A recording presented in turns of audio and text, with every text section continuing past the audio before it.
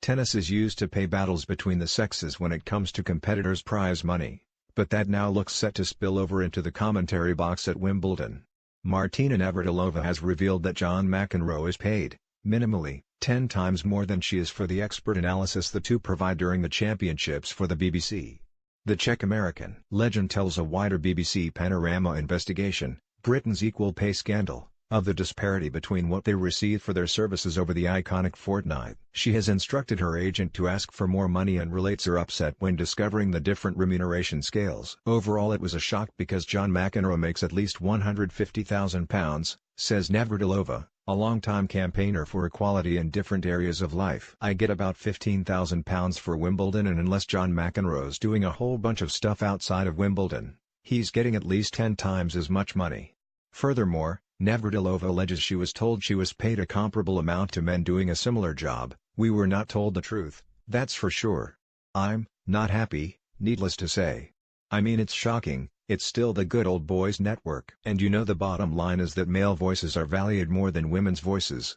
The program estimates that McEnroe appeared about 30 times for the BBC at Wimbledon last year, compared to his female counterparts' 10 appearances. BBC Sport told Panorama, John and Martina perform different roles in the team, and John's role is of a different scale, scope and time commitment. They are simply not comparable. John's pay reflects all of this. Gender isn't a factor. Martina is one of a number of occasional contributors who is contracted to carry out a fixed volume of work and paid per appearance. The BBC believes her pay reflects what she is asked to do.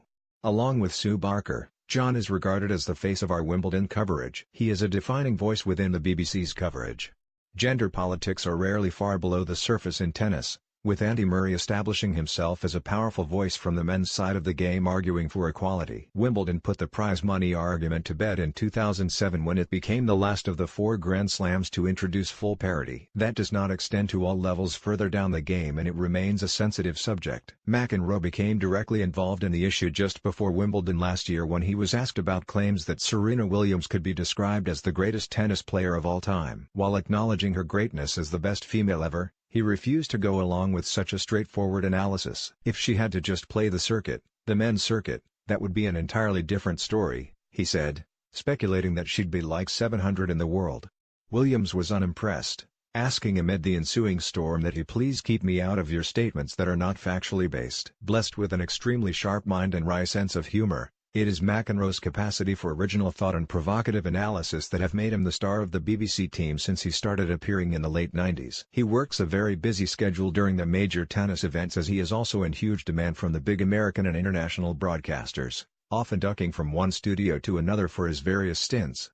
McEnroe could therefore cite that there is very much a market rate for his services. In terms of the BBC, his clearest parallel would be with Michael Johnson. Athletics is another sport that the BBC still covers extensively with comparable levels of interest between men's and women's events, and Johnson has also proved himself to be a peerless analyst who can reach out to an audience well beyond the hardcore fan. While Navratilova can definitely boast a superior playing record by any measure, 18 Grand Slam titles to McEnroe's 7, for example, few would consider her to be an equal draw as a broadcaster.